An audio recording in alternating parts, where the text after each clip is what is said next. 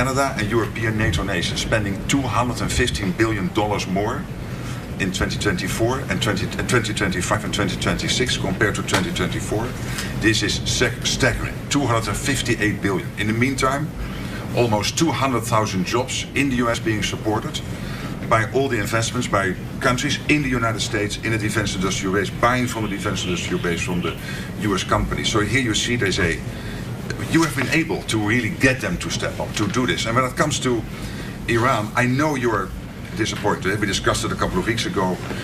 I would say these are isolated cases. 5,000 planes taking off from European airports in support of Epic Fury. It was as one big platform of power projection for the United States, helping with Epic Fury, including countries you mentioned, Germany from day one, France, and many others. We discussed the Bucharest airport, which was closed for a couple of days for commercial traffic because you needed it for Epic Fury, and they were totally United fine. Kingdom wouldn't let us use the island for 2 weeks, so we had to fly back. No, so I'm saying you're right. There are isolated and cases. Italy was very bad, having to do with their bases, as you know, and a couple of others. So but still, generally, 5,000 is huge. And you mentioned Spain. Even you got Spain to pay 2%. They made a huge step in last year. There are still issues we have to solve, but hey, also even on Spain, I would say they got to the 2%.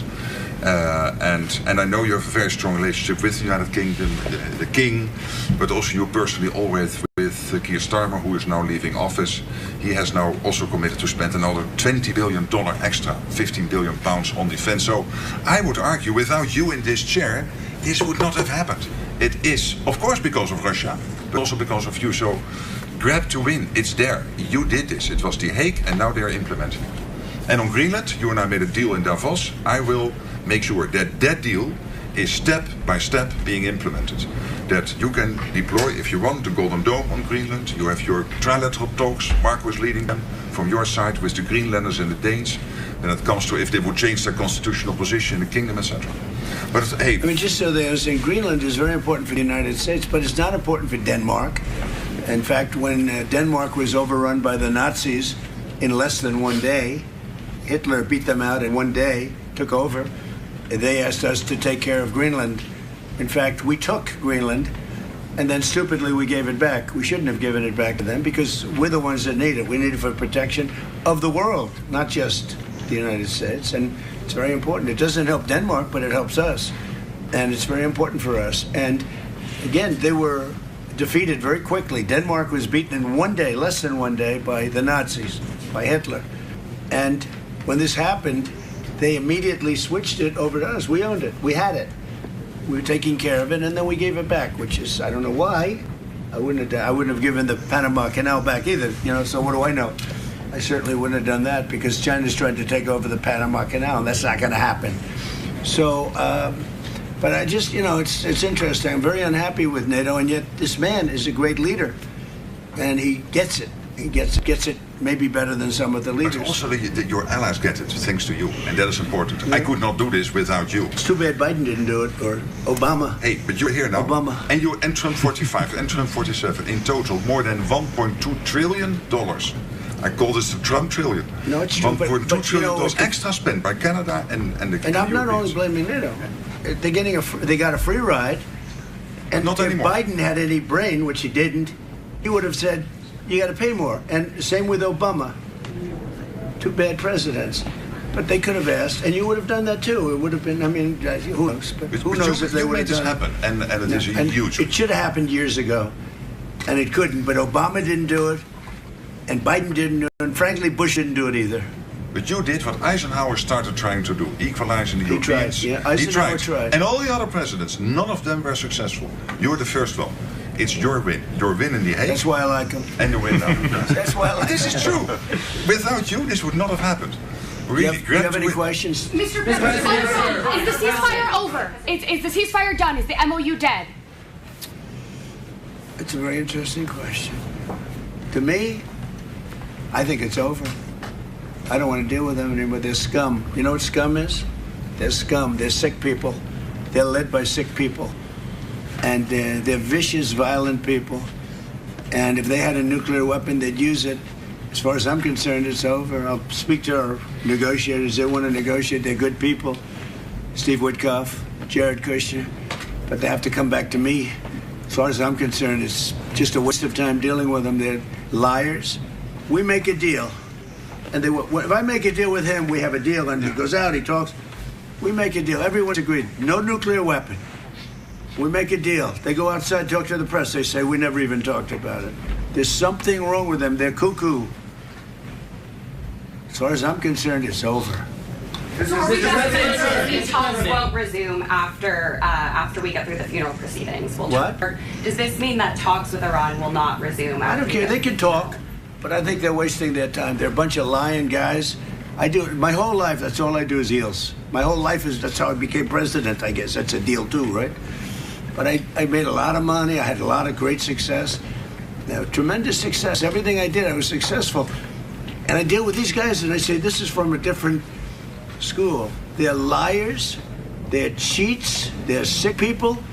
They've hurt their people. They killed 54,000 people as of now that were protesting. You know, when people say, how come they haven't taken over? They can't take over because they're dead.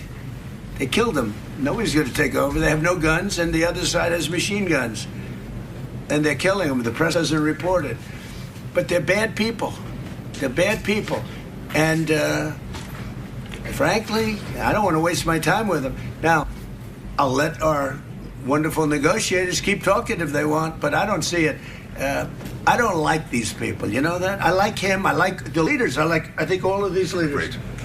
And they love him. I think they didn't treat the United States fairly for many years, but that's okay. But they're sane, rational, good people. Most of them. I don't like a couple of them, to be honest with you. But there are a couple I don't like much. But I like Erdogan. I'll tell you, I like President Erdogan. He rolled out the red carpet. He's terrific. You know, he could have gone into the war. A lot of people saying, like with Bibi, I like Bibi. I think Bibi was a terrific wartime prime minister. But Bibi said rough things yesterday about Turkey and Erdogan. And I said, you know, I spoke to him. I said, he could have gone into the war because he doesn't like Israel much. And he doesn't like Bibi much. And he didn't go because of me. And this is a military power. Soldiers. Turkey is very strong. They have a lot of our best equipment. They're trying to get F-35s. But he didn't go in. He wanted it. He would go in. If it weren't for me, he would have gone in. And he would have been on the other side. Even though I don't think he likes the other side either, because he happens to be very sane and they happen to be very crazy. But so I think, you know, they treated us right. I think China treated us right. I was with President Xi, and I said, I hope you're not going to go into the war, because we don't want that. You know, he gets 50% of his oil from the Strait of Hormuz, and he gets more than 50%. And he never went into the war. He didn't supply him equipment, you know. He was great. I'm a big fan of President Xi. A lot of people say, I watched a couple of people critical of the fact that TikTok is so bad, it's so dangerous, it's so horrible, they're spreading all these rumors. And the numbers came out yesterday. You know who's number one on TikTok? I am. I'm number one on TikTok. And all I talk about is how bad communism is, right? They say, oh, it's terrible, they're spreading, but I'm number one. And I listen to Gordon Chang. I like Gordon Chang, but he's always like negative. Oh, China's so terrible, they're so terrible. And TikTok is so terrible. But I'm number one on TikTok. I have like 4 billion views or something like that. So I don't know. People have to get the priorities straight. We have had a really good day. We're going to have another good half a day, and then I'll see you later. We'll talk to you. Thank you very much. Thank you, everybody. Thank you. Thank you, guys. Thank you. Thank you, press. Thanks, guys. I also will do a press. Thank you, guys. It will be more.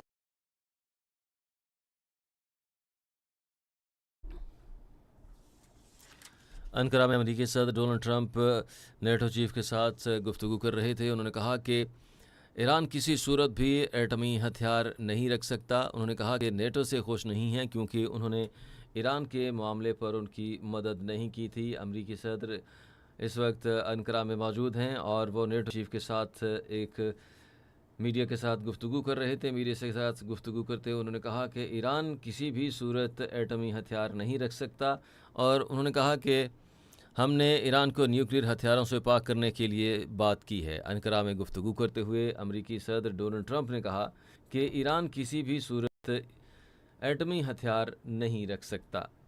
انہوں نے کہا کہ NATO سے ہم اتنے خوش نہیں ہیں کیونکہ جب بھی نیٹو کو مدد کے لیے کہا تو وہ اس معاملے پر ہمارے ساتھ نہیں تھے۔ انہوں نے کہا کہ ہم نے نیٹو اتحادیوں کے ممالک نے جب ہمیں پکارا تو ہم وہاں پر موجود تھے، لیکن جب ہمیں ایران کے خلاف ان کی ضرورت پڑی تو یہ ہمارے ساتھ نہیں تھے۔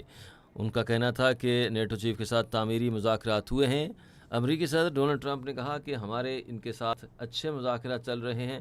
ایران کے ساتھ بات کرتے ہوئے انہوں نے کہا کہ ایران کے ساتھ اچھے صورتحال میں مذاکرات آگے بڑھ رہے ہیں، لیکن اس حوالے سے گفتگو کرتے ہوئے ان کا کہنا تھا کہ ایران کسی بھی صورت ایٹمی ہتھیار نہیں رکھ سکتا۔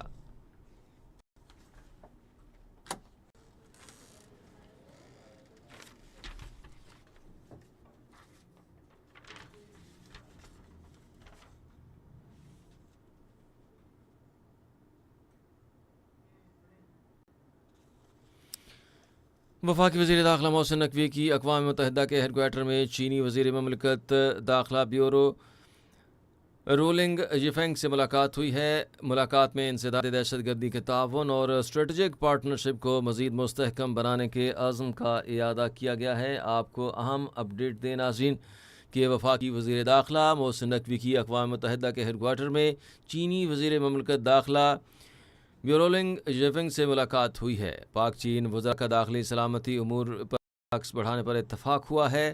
بارڈر مینجمنٹ، غیر قانونی امیگریشن اور انسداد منشیات کے حوالے سے باہمی معاونت کو فروغ دینے کی ضرورت پر زور دیا گیا ہے۔